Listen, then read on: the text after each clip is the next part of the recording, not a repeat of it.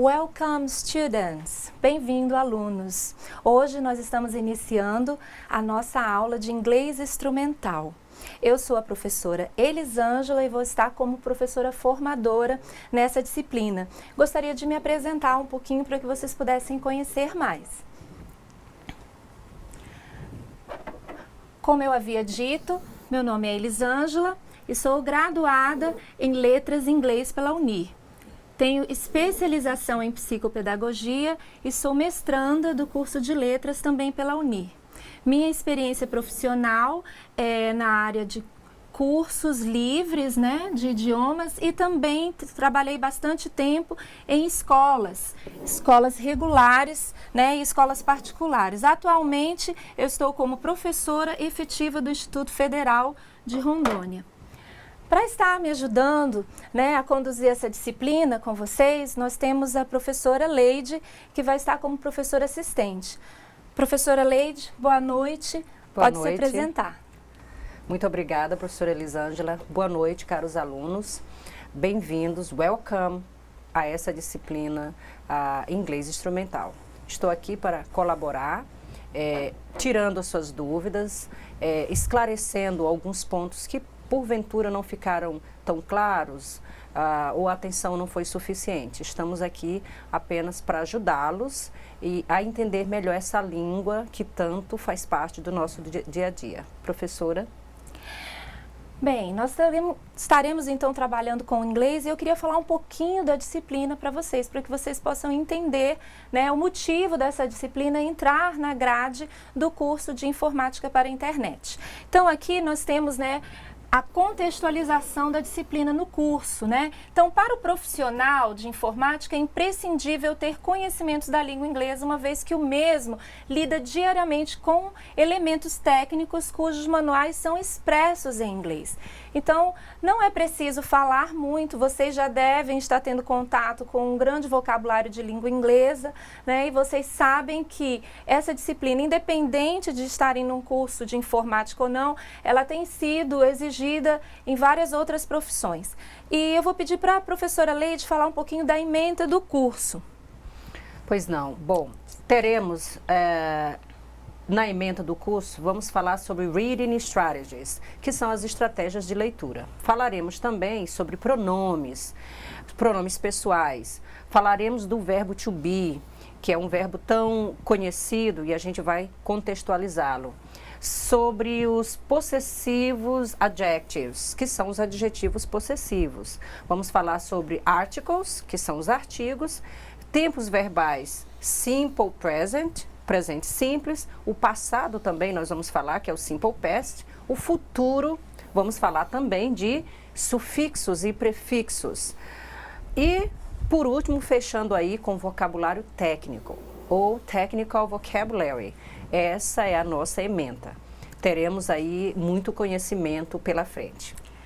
E na aula de hoje nós vamos começar falando das estratégias de leitura. Então, primeiro assunto da aula de hoje, estratégias de leitura. Aqui nós temos algumas delas: skimming, scanning, cognates, discourse markers.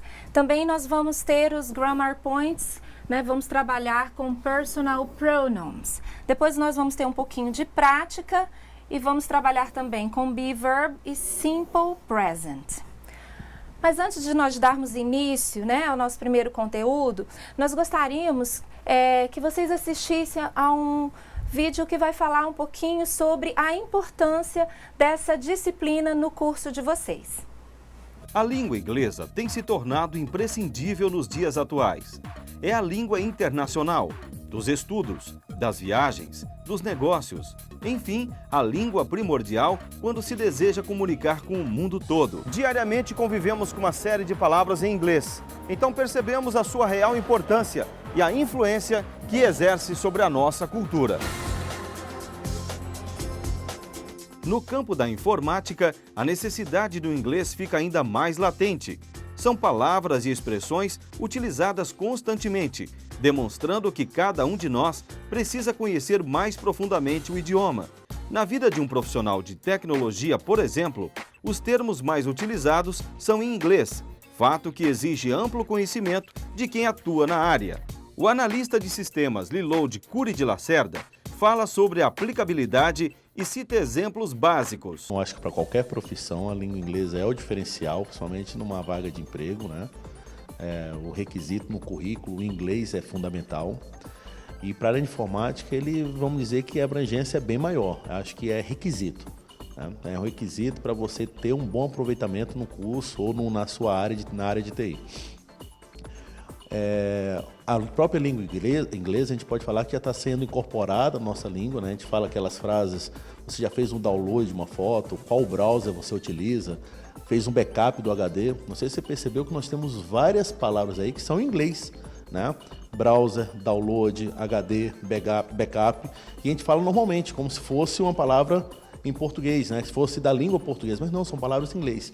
E na profissão de TI, isso se intensifica mais, as palavras aparecem mais, e é importante sim o profissional ter um conhecimento amplo do inglês. Um exemplo que eu posso citar também é compras, né? O comércio eletrônico. Quem não compra na internet hoje, a gente tem várias ferramentas aí para poder comprar.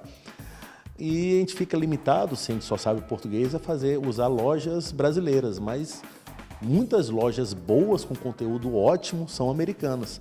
Um exemplo é a Amazon, né? A Amazon você compra livros, DVDs, filmes, equipamentos e entrega no Brasil. Se você não souber inglês, como é que você vai fazer uma compra lá? Como é que você vai pesquisar o que você deseja num site americano? Vamos dar um exemplo aqui, né? Eu vou acessar aqui a Amazon, né?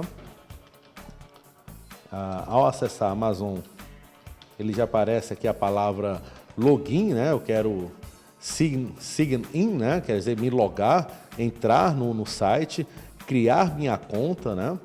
Quando eu começo a entrar na minha conta, ele pergunta, meu endereço de e-mail então eu tenho que mostrar qual é o meu endereço de e-mail. Sim, eu já tenho um password, eu coloco meu password. Depois que eu entro no site, eu vou pesquisar, né, algum conteúdo, eu quero aprender sobre HTML, né? Language, lá não tem linguagem HTML, existe HTML Language, você vai fazer pesquisas em inglês. Você vai comprar um iPhone ou um cabo HDMI, né? Então, você vai colocar cabo HDMI, você coloca cable HDMI. Aí vai me mostrar aí resultados, né? Eu preciso saber um pouquinho do inglês para fazer essas consultas. Outro exemplo também é pesquisar imagens no Google. Quando você pesquisa imagens no Google, o banco de imagens ele é mais rico quando você pesquisa por palavras em inglês, né?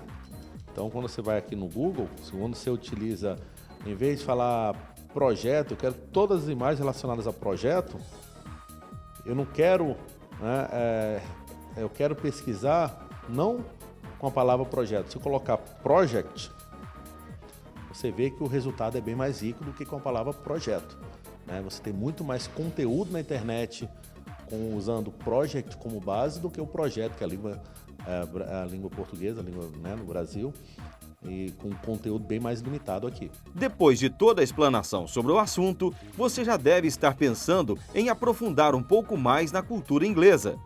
O mundo globalizado exige, mas as oportunidades dependem apenas de uma decisão: Learn English.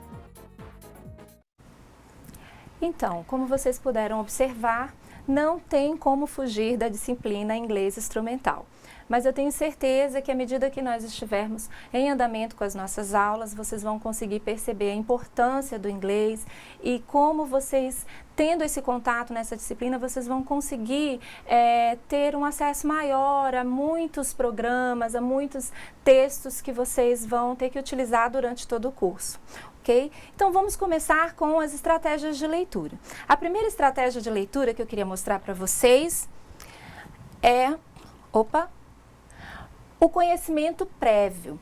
É muito importante que vocês saibam que todo o conhecimento que vocês já têm sobre informática, ele vai ser importante quando vocês estiverem em contato com o texto em inglês. Então, tudo que você já sabe, que você tem adquirido nas outras disciplinas, ao se deparar com um texto em língua inglesa, vai ajudar você a compreender esse texto. Então, aqui no nosso slide diz o seguinte, que o conhecimento prévio é todo o conhecimento cultural, gramatical, lexical, semântico e experiência de vida que o leitor dispõe para ajudá-lo nessa leitura. Então, vejam só, quando você pegar algo em inglês para ler, seja ele um manual, um texto técnico, uma mensagem que aparecer, você começa a perceber o que você já estudou sobre aquele assunto.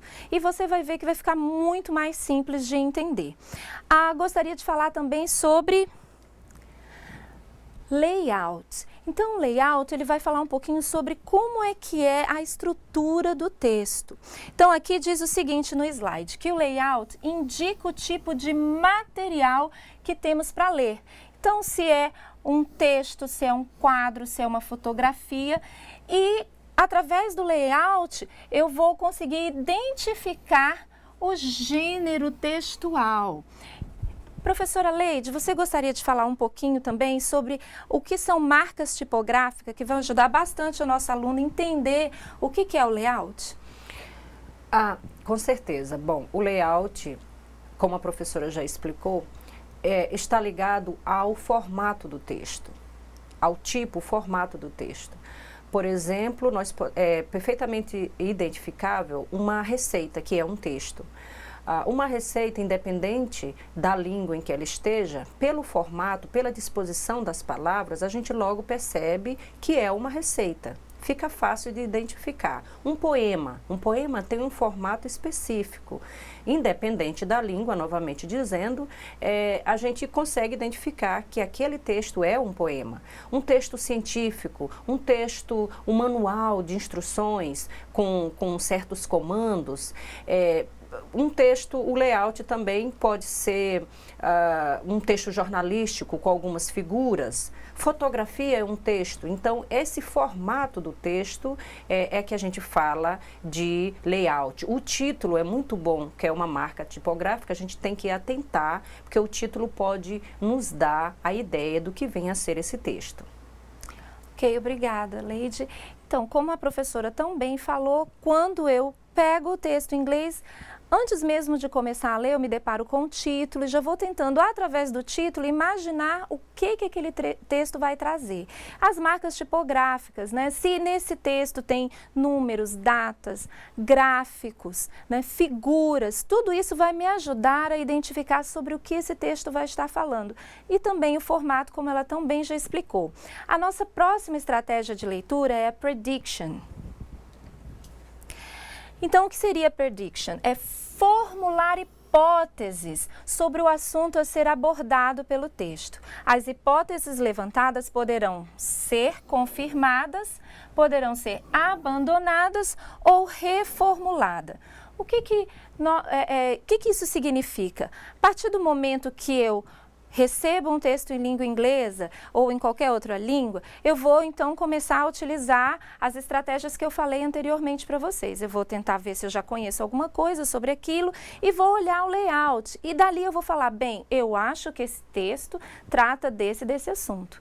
Pelas marcas tipográficas, pelo que apareceu aqui, gráficos, pela figura, pelo título, pelo formato do texto, eu acho que se trata de algo que está explicando o funcionamento de um programa, né? E aí eu vou então ler o texto. E à medida que eu leio o texto, eu vou então ter certeza se eu tinha razão sobre a hipótese que eu levantei, ou então eu vou perceber, opa, não tem nada a ver com o que eu imaginava. Ou até eu posso reformular. Bem, eu pensei que esse texto era a explicação de como funciona um programa de computação, mas na verdade ele está me explicando uma outra coisa. Então a prediction é isso, é deduzir sobre o que o texto vai falar. Então, quais são as perguntas que a gente tem que fazer antes de ler um texto? Então, antes de ler um texto, eu preciso me dizer o que o título me sugere. De onde você acha que esse texto foi retirado?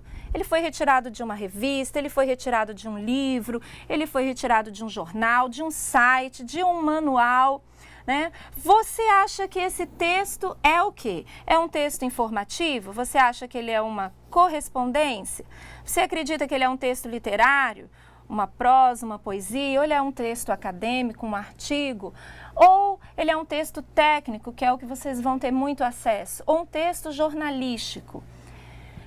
Quando eu utilizo essas perguntas, eu vou para o texto muito mais preparado, muito mais receptivo para lê-lo, né? Isso vai tirando um pouco o nosso nervosismo de imaginar que a gente está tendo acesso a um texto em outra língua e faz com que a gente possa abrir mais a mente para estar compreendendo o que aquele texto traz para a gente. Bem, nós temos mais estratégias de leituras. Nós temos o skimming. Então, skimming, segundo o nosso slide, é passar os olhos sobre o texto para se ter uma ideia geral do que se trata. Então, é aquela primeira leitura que eu faço justamente para ver se o que eu deduzi, o que eu imaginei, se as hipóteses que eu levantei estão realmente corretas ou não. Então, é uma leitura rápida, leitura geral para dizer, não, esse texto está falando de determinado assunto. Eu não preciso entender todas as palavras, eu não preciso ir no Google fazer toda a tradução, eu não preciso ir palavra por palavra no dicionário, eu dou aquela lida geral e eu já tenho mais ou menos uma ideia do que se trata. A próxima estratégia de leitura é o scanning. Então, o que vem a ser scanning? É passar os olhos rapidamente pelo texto, procurando pistas ou informações e destacando as palavras-chave, como aqui nessa figura. De todo o texto, a palavra-chave, o que destacou, a palavra que mais se repetiu, to educate, né? Educar. Então, a pessoa que estava lendo esse texto percebeu que o texto se tratava de educação. Por quê? Provavelmente ele percebeu que existiam muitas palavras relacionadas à educação, viu que essa palavra se repetia várias vezes e chegou a essa conclusão. Mas, na verdade, o que eu quero que vocês prestem atenção? O scanning, ele tem essa característica de que você fazer uma leitura rápida procurando uma informação específica. Então, quando você está fazendo uma prova, quando você está respondendo um exercício, você não vai ler o texto todo novamente para procurar uma data. Às vezes a pergunta é onde a pessoa morava. Você não vai ler o texto todinho para saber aonde a pessoa morava. Você já vai naquele parágrafo onde você leu, sabe que por ali está dizendo qual é o lugar que a pessoa morava. Que data alguém faleceu? Você vai lá, onde é que está no parágrafo 1, 2 ou 3, na linha 10ª, enfim. Esse é o scanning, é você procurar informações específicas no texto sem precisar ler o texto todo novamente, ok? Então, nós vamos dar sequência. Eu gostaria de pedir um pouquinho a ajuda da professora Leide para falar sobre cognatos. Perfeitamente, professora. Nós temos os cognatos. O que são os cognatos? Cognato vem do latim conhecido, que significam as palavras semelhantes, conhecidas, identificadas na nossa língua. Por exemplo, temos palavra que é universal, como hospital. Em português, hospital. Em inglês, hospital. A escrita é a mesma. Essa é uma palavra considerada um cognato, porque é semelhante à nossa língua. Aí nós temos exemplos. Ecology, que é ecologia, logo fácil identificada. Institute, dá para perceber que é instituto. Population, perfeitamente se percebe que é população. Então, essas palavras, o bom para nós, falantes da língua portuguesa, é que existem essas palavras e isso ajuda muito, facilita muito a compreensão de um texto. O problema dos cognatos são os falsos cognatos, que a professora Elisângela aqui, né, já está mostrando aí para nós, são os falsos cognatos. Como ela diz, que são palavras em inglês que se parecem na grafia com palavras em português. Porém, seu significado é diferente. É o famoso falso, porque ele parece, mas não é. Por exemplo, parents é um falso cognato, porque não é parente como a gente percebe de cara. A gente acha que é parente. Não, eles são os teus pais. A palavra parente, meu primo, minha tia, é relative. Então, muito cuidado com falsos cognatos.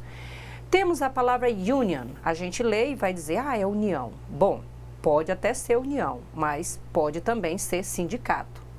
A palavra eventually Não é eventualmente, como a gente poderia perceber, e sim finalmente. E a palavra eventualmente, olha só, é occasionally. Occasionally. Conhecemos outros mais que eu agora posso citar e vocês vão lembrar. Por exemplo, exit, que a gente pode achar que é êxito, mas é saída. Cigar, a gente acha logo que é cigarro, mas é charuto. College, a gente pode achar que é colégio, mas é faculdade. E por aí vai. Precisamos conhecer a lista desses falsos cognatos. E a gente, ao longo desse curso, a gente vai mostrar, nós vamos estudar. Vocês podem pesquisar na internet ou numa outra gramática.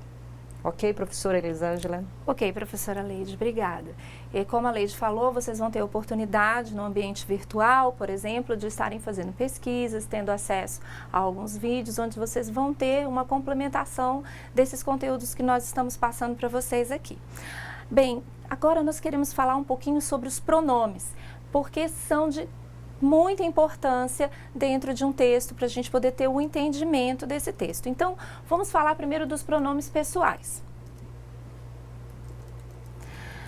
Personal pronouns. Nós temos aqui I, que significa eu, you, você, he, ele, she, ela, it, que significa ele ou ela para objetos e animais, you, novamente, agora no plural, vocês, we, nós, they, eles.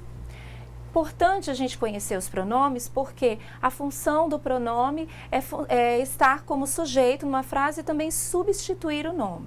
Então, muitas vezes, para a gente poder entender de quem está se falando, de que objeto está sendo descrito num texto, a gente precisa reconhecer que muitas vezes aquele it está se referindo ao computer, ao computador, ou aquele he está se referindo ao programmer, ao programador. Então, nós precisamos entender o significado dos pronomes e identificar a quem eles se referem nas frases, nos textos que nós vamos ter acesso. Nós vamos ver alguns exemplos agora no nosso slide. I am your new teacher. Eu sou seu novo professor. Então, aqui nós temos o pronome I, que significa eu. You look young. Então, nós temos o pronome you, que significa você. Você aparenta ser jovem. She's a nice teacher. Aqui nós temos she, que significa ela. Ela é uma professora legal. It is my material. Este é o meu material. Ou ele é o meu material. You are my students. Vocês são meus alunos. Interessante perceber que o que faz eu saber que o you, nesse caso, ele está no plural, é a palavra students, com S aqui no final, alunos. Se não fosse ele, eu ficaria na dúvida. E também o verbo are, que está no plural. Nós vamos ver também mais para frente o verbo to be, ok? Nós vamos ver mais alguns exemplos aqui. She likes to eat a lot. O she significando ela gosta de comer muito. We love food. Nós adoramos comida. They are fat. Elas são gordas. Aqui também eu preciso de um contexto, porque they tanto pode ser eles como pode ser também elas. Bem, a gente vai praticar um pouquinho agora. Então, eu gostaria que vocês aí nos polos tentassem responder os exercícios junto com a gente aqui. Então, preste atenção. Vou precisar da ajuda da professora Leide, que vai estar respondendo enquanto eu vou escrevendo ali no slide. Então, nós temos aqui, dê uma olhada nessas frases e substitua o nome grifado pelo quê? Por um dos pronomes que nós estudamos. Então, nós temos a primeira frase, Ana. Anna loves cats. Por qual pronome, então, nós substituiríamos Ana, que nós colocaríamos aqui na frase em inglês, professora? Como vimos, fica fácil identificar que será o pronome she. Ok. Que é ela, em inglês. She loves cats. Tony and I, então nós temos aqui duas pessoas. Tony and I, Tony e eu, are sick. Estamos doentes. E aí, que pronome usar agora na frase em inglês, professora? Caros alunos, percebam aí que há duas pessoas que fazem parte do sujeito na frase. O Tony and I, eu me incluo. Logo, será o quê? We. Muito bem. We é o pronome aí substituindo esses sujeitos. Ok, we are sick, nós estamos doentes.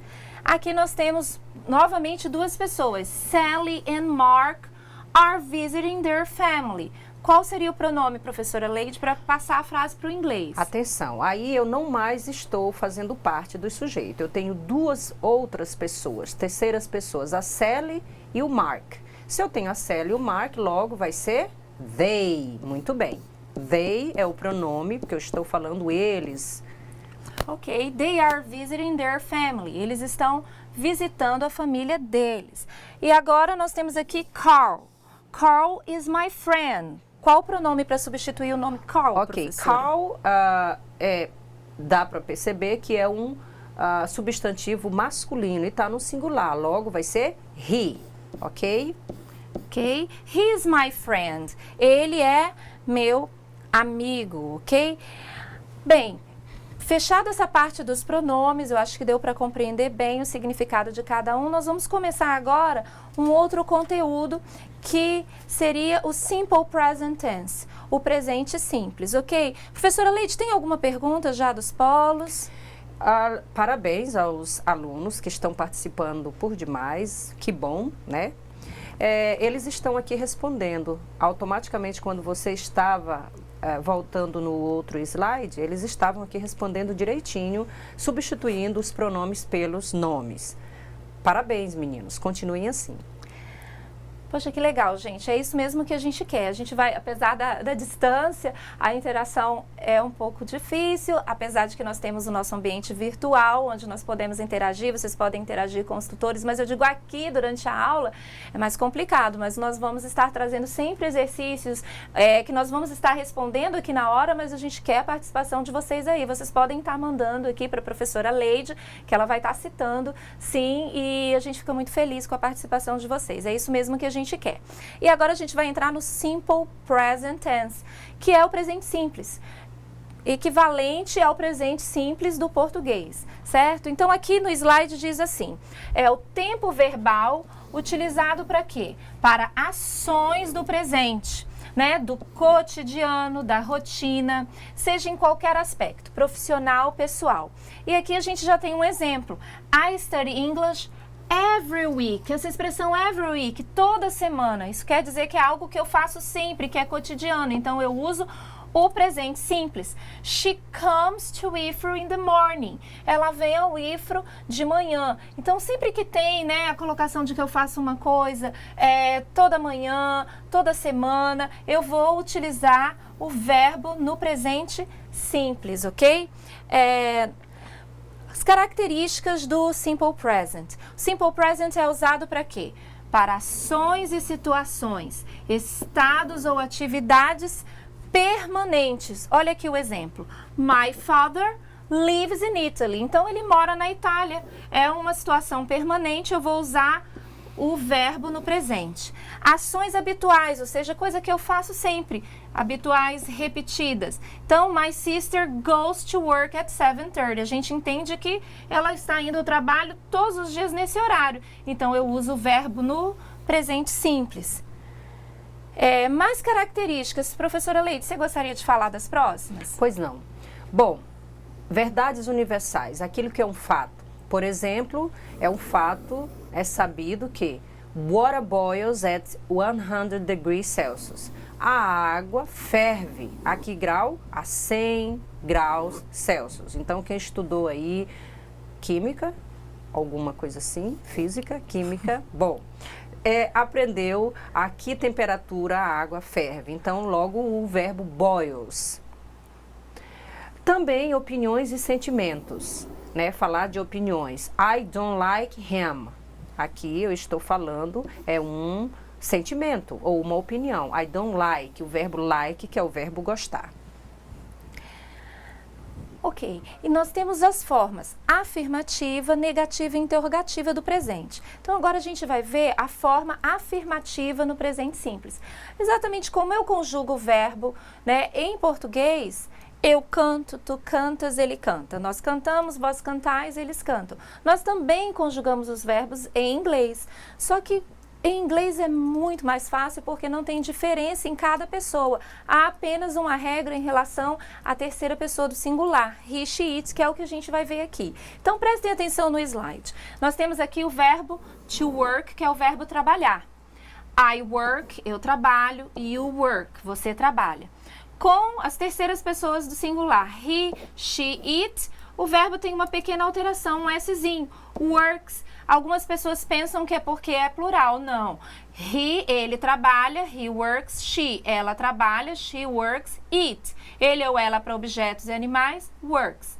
O S é apenas para designar a terceira pessoa. Continuando, you work, we work, they work. Não há mudança, então bem mais simples do que no português. O verbo to watch, o verbo assistir. I watch, eu assisto, you watch, você assiste. Com as pessoas he, she, it, tem uma alteração, é S. No outro verbo era só S, por que que agora é S? Verbos terminados em CH, acrescenta-se ES. Na terceira pessoa, he, she, it. E aí, as pessoas restantes continuam igual. You watch, vocês assistem. We watch, they watch. Ok? Vamos agora ver como é que ficaria esses verbos na forma... Agora na forma... Ainda na forma afirmativa, gente, vamos ver mais uma alteração aqui na terceira pessoa. O verbo to study. Eu estudo. You study, você estuda. Com he, she, it, a mudança aqui. Verbos que terminam em Y, precedido de consoante. Eu faço essa modificação. Sai o Y e entra IES. Nós temos aqui we study, you study, they study, da mesma forma. Então, a mudança só acontece mesmo com he, she, it.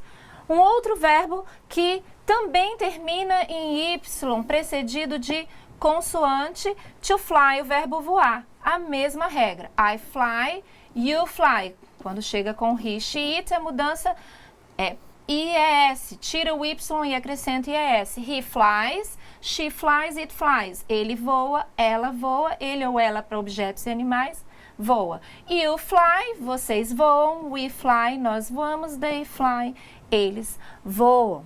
Então, ficou bem claro para vocês essa alteração que só acontece na terceira pessoa.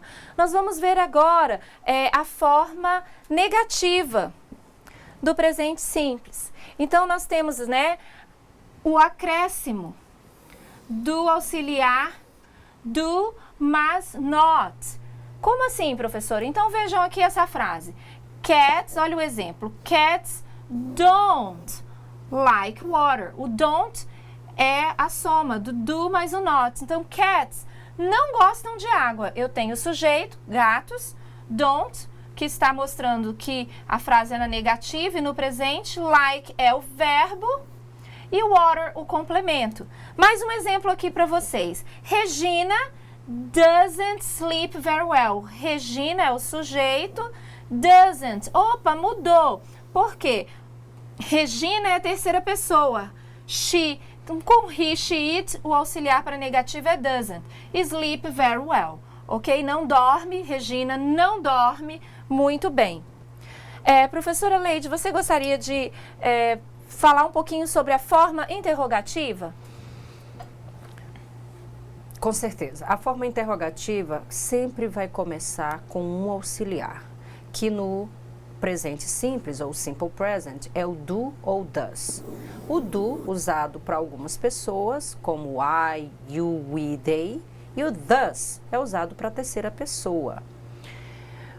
Bom, segue uma fórmula. O auxiliar primeiro, depois vem o sujeito, depois vem um verbo no infinitivo, sem o to, e aí o complemento. Vamos correlacionar com o exemplo. Olha só. Eu comecei a pergunta com does. Por que que eu comecei com does? Porque o sujeito da frase é your brother. Your brother, seu irmão, é ele. Então, por ser terceira pessoa, eu vou usar o does. E aí o restante da frase. Work. Does your brother work in a bank? O seu irmão trabalha em um banco? Sempre, não esqueçam. Começamos a pergunta com o auxiliar, isso é fundamental. Enquanto na negativa o auxiliar aparece depois do verbo, depois do sujeito, na interrogativa ele inicia a pergunta. Próximo, do you go to the World Cup? Por que agora é do? Porque eu tenho o sujeito you. Você vai à Copa, né? A Copa Mundial. Do you go to the World Cup? Logo é uma pergunta, começando com auxiliar. Ok, obrigada, professora Leide. A gente tem alguns exemplos que nós vamos passar para vocês rapidamente para vocês poderem ver as frases no presente simples, na forma afirmativa, interrogativa, negativa. Então, nós temos aqui no slide o verbo listen to music, ouvir música. Então, a frase na afirmativa, she listens to music, lembrando que com she o verbo leva S. She doesn't listen to music. Ela não ouve música. Então, o auxiliar para negativa com he, she, it é doesn't. E para fazer a pergunta, lembrem que frases interrogativas em inglês eu preciso do auxiliar na frente. O auxiliar para she é does. Does she listen to music? Ela ouve música. O próximo exemplo, go to the park. Ir ao parque. E o sujeito, Mary and her family. Se a Mary e a família dela, como vocês veem na figura, o sujeito são eles. Mary e a família dela, eles. They go to the park. Vejam que agora não tem S no verbo, né? Eles vão ao parque. They don't go to the park. Olha aqui, na negativa eu usei don't. Por quê? Porque o sujeito é they, então o auxiliar don't. E na interrogativa, frase interrogativa com o sujeito they, o auxiliar que eu uso, do. Do they go to the park? Eles vão ao parque. Agora nós temos o verbo want to dance. Na verdade são dois verbos. Quer dançar. E o sujeito é you and your friends, você e seus amigos. Então, se é você e seus amigos, são vocês. You want to dance, vocês querem dançar. Na negativa, you don't want to dance, vocês não querem dançar. Então, com o sujeito you, auxiliar, don't. E na frase interrogativa, do you want to dance? Então, sujeito you, auxiliar, do, ok? Você quer dançar? Vocês querem dançar? Próximo, prefer to eat fruit. Então, preferir comer fruta. Nós temos aqui um menino, então o sujeito é he.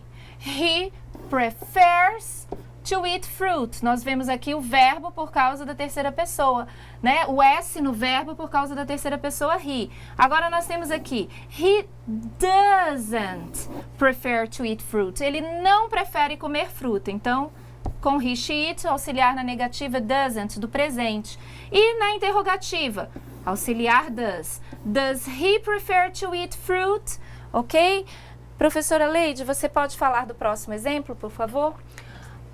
Alunos, agora com os exemplos e todas as formas aí, nós temos, fica bem mais claro. Por exemplo, we like to study in English, a forma afirmativa.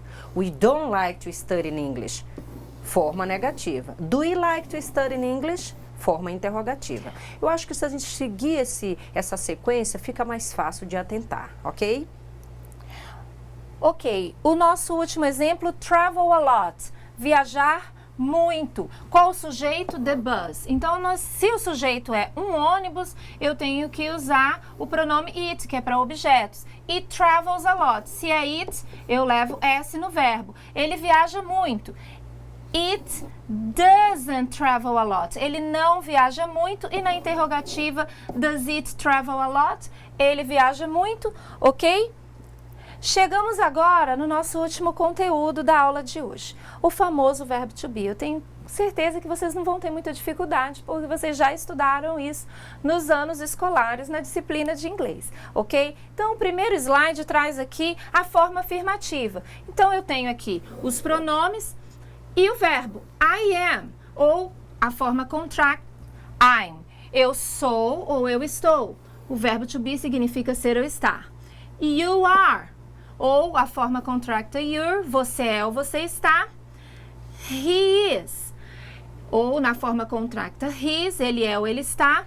She is, ela é ou está na forma contracta she's. Nós temos it is, ele ou ela para objetos e animais, na forma contracta it's. We are, nós somos ou estamos, na forma contracta we're. You are, we're, na forma contracta. Então, vocês são ou estão, we're, vocês são ou estão também. They are na forma contracta. Eles são ou eles estão. O que vai mudar agora na forma negativa? Eu vou usar, então, o not. Então, I am not, ok? You are not, ou eu abrevio, o are not vira aren't. He is not, ele não é ou ele não está, he isn't. She is not, she isn't. Ela não é ou ela não está. It is not, it isn't, na forma contracta. We are not, nós não somos ou nós não estamos. We aren't, na forma contracta. You are not, you aren't. Vocês não são ou não estão. Aren't na forma contracta. They are not, they aren't. Eles não são ou não estão. E a forma interrogativa, nós temos aqui. O verbo vem para frente do sujeito. Am I? Eu sou ou eu estou? Are you? Então veja que o are veio para frente. Você é ou está? Is he? Ele é ou ela está? Is she? Ela é ou está? Is it? Ele ou ela para objetos animais é ou está? O are na frente do we. Are we? Nós estamos ou nós somos? Are you? Né? Vocês são ou estão? E are they? Eles são ou eles estão. Nós temos alguns exemplos aqui para encerrarmos. Professora Leide, você poderia ler para a gente, por favor? Are we hungry? Yes, I'm hungry. Ok, né? Você está com fome? Exatamente. Aí ele responde, sim, eu estou com fome. Are you thirsty? Você está com sede também? No, I'm not thirsty. Não, eu não estou com sede. How about your sister? Is she hungry too? E sobre sua irmã? Ela também está com fome? No, she's not. E aí a gente vê, não, ela não está com fome, mas ela está com sede. But she's thirsty. Olha o verbo to be aí sendo empregado. Outras perguntas agora. Am I tall? Fazendo a pergunta para mim mesma. Am I tall? No, you are not tall. Eu sou alta? Não, você não é alta. Aqui, what about Bob and Mark? E sobre o Bob e o Mark? Are they tall? Eles são altos? Yes, they are. Sim, eles são. Eu tenho o are, o verbo to be are, porque eu estou falando de Bob and Mark. Ok. Então, nós estamos agora, nesse momento, encerrando essa primeira parte da nossa aula. Vocês vão ter agora algumas atividades baseadas no que nós passamos aqui e nós esperamos que vocês consigam fazer com muita tranquilidade depois das nossas explicações. Caso tenham dúvidas, nós vamos estar voltando e fazendo a correção com bastante calma para que vocês possam compreender se ainda ficou algum questionamento, ok? Muito obrigada.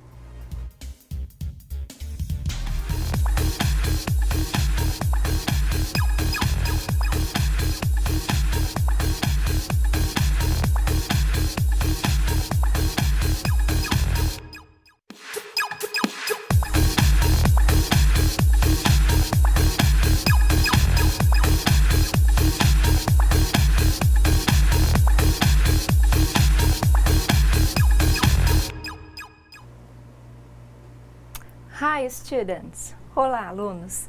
Bem, antes de nós começarmos a correção, nós gostaríamos de tranquilizar vocês em relação às atividades que vão estar no AVA. Algumas pessoas perguntaram se as atividades seriam difíceis. Não, nós estamos aqui para ajudá-los. Alguns alunos também questionaram sobre a velocidade, a rapidez das informações. Então, nós queremos dizer que o que é dado aqui não é tudo. Vocês vão ter no AVA outras aulas que vocês podem assistir, links que vocês podem procurar, estarem assistindo assistindo outras aulas, além das pesquisas que vocês mesmos podem estar fazendo.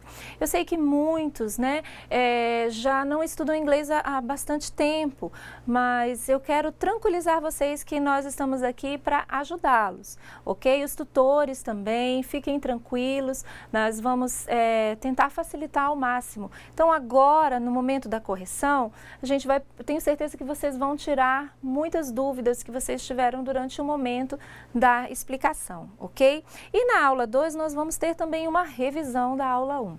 Certo? Então, nós vamos começar com o exercício 1 e a cada exercício eu vou passar a oportunidade para a professora Leide ver se tem alguma pergunta aí dos polos, ok? Então, o primeiro exercício. Reescreva as frases abaixo na forma negativa e interrogativa. Então, aqui a frase é The computer is a machine. O verbo é o verbo to be, is. O computador é uma máquina. Então, eu tenho que passar para a negativa. O is na negativa fica isn't. Então, você vai repetir toda a frase. The computer isn't a machine. O computador não é uma máquina. E na forma interrogativa? Lembra que nós estudamos que na forma interrogativa o verbo vem para frente? Então, vai ficar começando com is. E você vai repetir toda a frase. Is the computer... Fazer uns pontinhos aqui, a machine e ponto de interrogação. Próxima frase B. Joey is novamente, a computer user. Joey é um usuário, né, de computador. Na forma negativa, vocês já sabem. Isn't ou is not. E na forma interrogativa? Mesma coisa da frase anterior. Coloco o is na frente do sujeito. Então, vou iniciar a frase com is, e aí repito toda a frase. Joey, a computer user, ok? Vamos dar sequência aqui. Letra C. The data are changed at the computer. Né? Os dados são trocados, né? Foram trocados no computador. Então, forma negativa de are, aren't. E na forma interrogativa, passo o verbo para frente. Então, aqui, are the data changed at the computer? Ponto de interrogação no final, vocês repetem toda a frase. Letra D.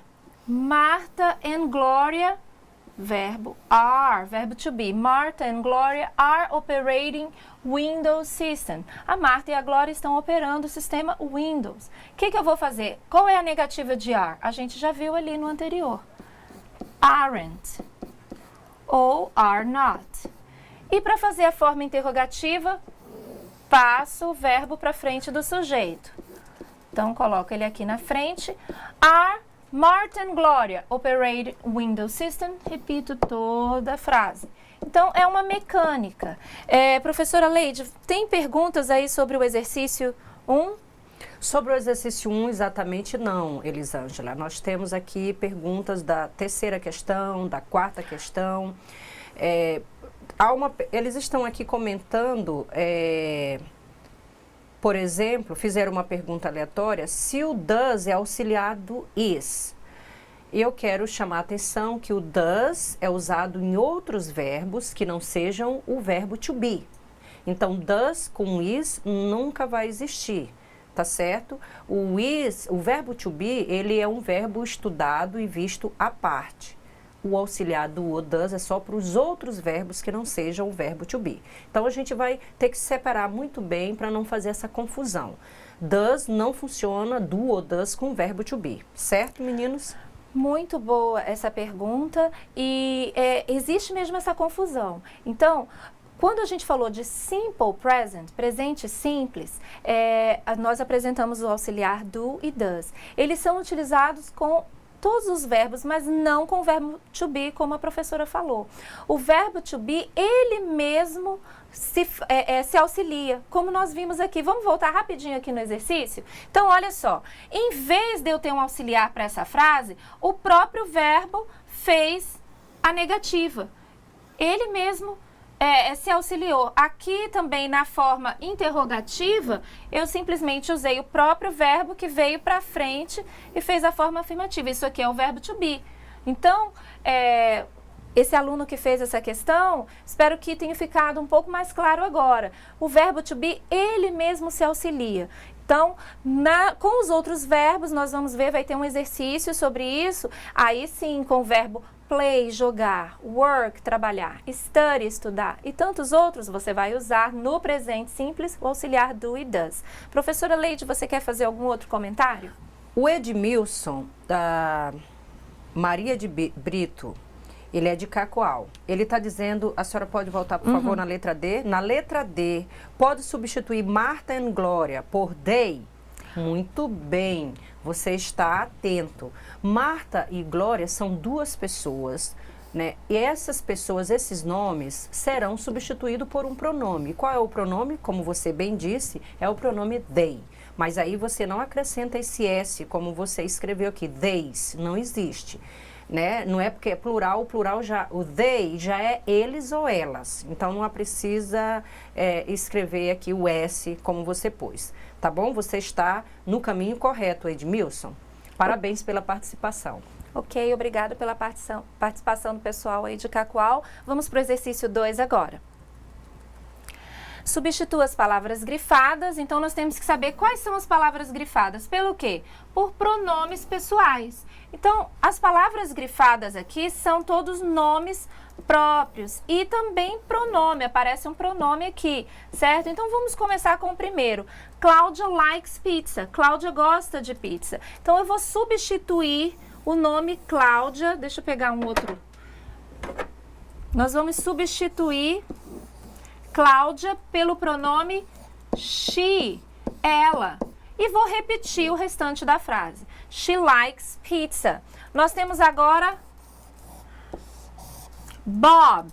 Bob eu vou substituir pelo pronome he. He lives in Rio. Ele mora no Rio. Marcos and I. Marcos e eu. Eat a lot. O Marcos e eu comemos muito. Marcos and I, pronome we, nós. Como eu estou incluída, então nós dois, eu e o Marcos, comemos muito. Tony and Annie, duas pessoas, eles. Então posso substituir pelo pronome they. Eles amam inglês. They love English. Vamos para o próximo exercício. Então, no exercício 3, segundo a professora Leite, teve algumas dúvidas. Então, eu vou passar para ela falar sobre as dúvidas que vocês tiveram com o terceiro exercício. Bom, a aluna Andrei, aqui tá. A aluna Andrei gostaria de saber na questão 3, a letra B. Por que de Meg? Ah, sim. Muito bem. Olha só. O que está pedindo o enunciado? Atentem para o enunciado da questão. Passe as frases abaixo para a terceira pessoa do singular, he, she ou it, do presente simples. Meg é um sujeito feminino, Meg. Então, ela. O ela é qual o pronome para ela? Que em inglês, she, certo? Então, ali, ao invés de estar o pronome, está um nome. Você só substitui. Se eu tenho she, logo, como é que vai ficar o verbo? She, o quê? Loves. Lembra que a professora explicou que a gente acrescenta a letra S nos verbos? Então, she loves to work here. É só isso. É bem simples. É uma questão de substituir o nome pelo pronome. Ok? Andrei. Andrei ou é Andreia? Talvez faltou o A aqui, mas está Andrei, a aluna Andrei. Ok, obrigada, professora Leide. Então, como vocês viram, o exercício pede para você fazer completar as frases, né? Passar as frases para a terceira pessoa. Terceira pessoa do singular. Para ajudar, a gente colocou lá he, she, it. São essas as três pessoas, né? Terceira pessoa do singular. E lembrando que no presente simples, a terceira pessoa do singular, o verbo tem uma modificação. Alguns deles acrescenta S. Verbo, a gente mostrou um verbo que termina em CH, acrescenta ES, e apresentamos dois verbos, que foi o study e o fly, que terminam em Y, precedido de consoante que muda. Eu tiro o Y e coloco o IES. Então, esse exercício é para praticar justamente essa regrinha. Então, nós já fizemos nós vamos fazer agora a primeira frase, ok? Primeira frase diz, you play tennis very well. Ele trocou o you pelo pronome he. Se trocou por he, o verbo vai acrescentar o quê? Vai acrescentar S. Opa, professora, mas a senhora disse que quando terminasse em Y tinha que colocar IES. Acontece que Y, mas está precedido de uma vogal, que é a letra A, e não está precedido de consoante. Então, eu só acrescento S. He plays, aí repito a frase, tennis very well, ok? A próxima frase a gente já tinha feito, que foi a dúvida, né, sobre Meg. As próximas, children like to play together. Children significa crianças, então ele está trocando children pelo pronome it. A gente sabe que it, terceira pessoa, então o verbo, que é o verbo like, gostar, vai levar S. Likes. Não tem nenhuma regra, exceção, a regra é S com o verbo likes. Nós temos a próxima frase. We visit our family every weekend. Ele trocou we pelo pronome she, terceira pessoa. Então, o verbo vai acrescentar S. Visits. She visits. Aí repete o restante. Our family every weekend. Ela visita a nossa família todo fim de semana. Para quem ficou na dúvida da outra frase, children like to play together. Crianças gostam de brincar juntos. E eu substituindo por it, eu estou podendo me referir a um animal, a um cachorro, um gato. Ele gosta de brincar junto, ok? Próxima frase aqui, Tony and I. E aí, o exercício pediu para substituir Tony and I por Mauro.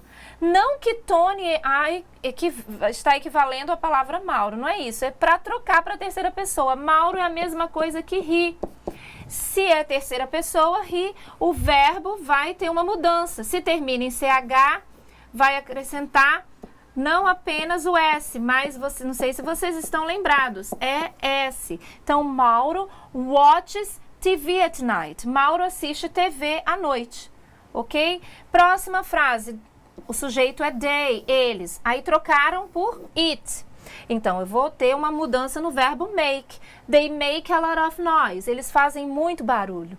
It makes, acrescento S, a lot of noise. E aí, eu continuo a frase. Ele ou ela está provavelmente se referindo a um animal ou um objeto que faz muito barulho. Alguma dúvida na questão 3, professora Leide? Por enquanto, só essa. Eles agora estão falando da questão 4. A gente é a próxima questão. Vamos atentar para essa questão. Olha só, o enunciado está: complete as perguntas com o auxiliar apropriado.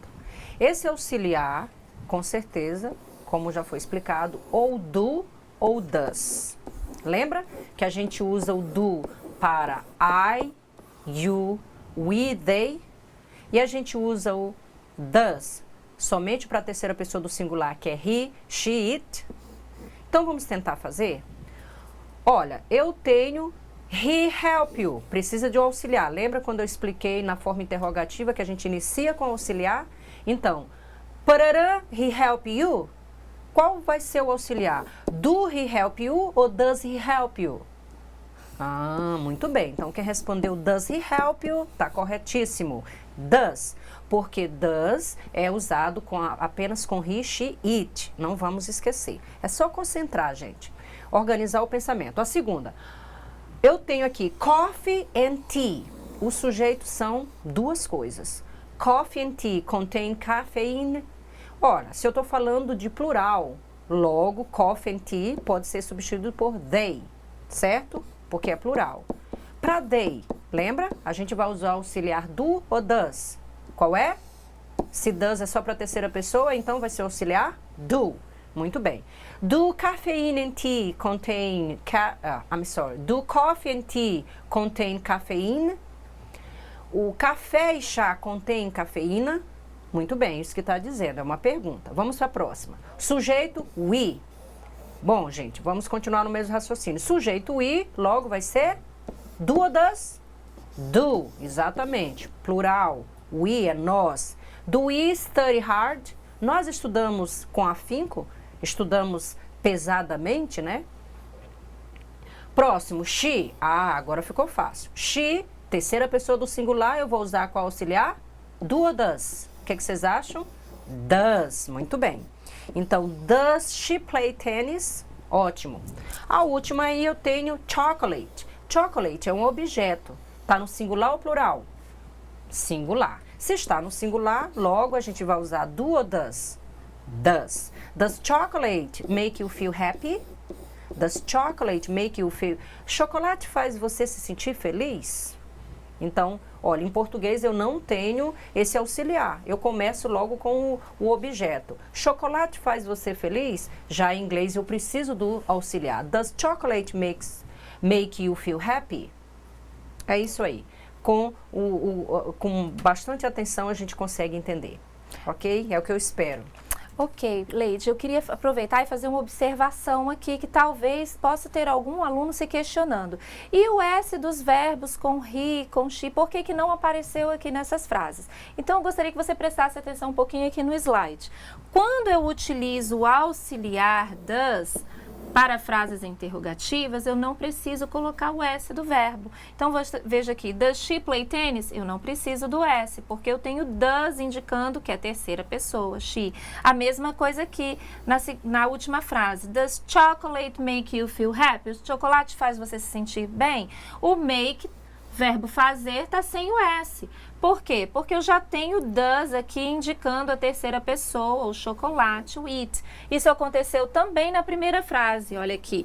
Tem he, não era para o verbo ter S? Não precisa do S porque eu já tenho does indicando terceira pessoa, he.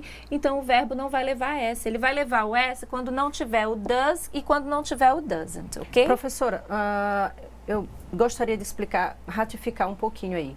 Gente, comparando a nossa língua, se por um acaso eu colocasse naquela primeira, does he helps you? Se eu colocasse o S, o que ficaria a frase? Ficaria redundante. Não precisa você ter terceira pessoa em duas formas, no auxiliar e no verbo. É por isso que a gente não coloca S no verbo, tá bom? E professora Elisângela, um aluno do Polo de Alta Floresta, quem escreveu aqui foi o tutor Erickson Zanetti, mas ele não disse quem falou isso. Ele falou, essa foi fácil. Que bom que foi fácil essa questão 4. A gente fica feliz de vocês estarem entendendo. Ok, então a gente vai agora para o último exercício para finalizar a nossa aula. Exercício agora que traz um pequeno texto. Então nós temos aí, leia o texto e responda. O título é We are all housekeepers. Talvez we vocês já conhecem, o are também. E nós temos uma palavrinha aqui mais ou menos conhecida, house, né? Que significa casa, mas aqui no contexto, nós todos somos, né?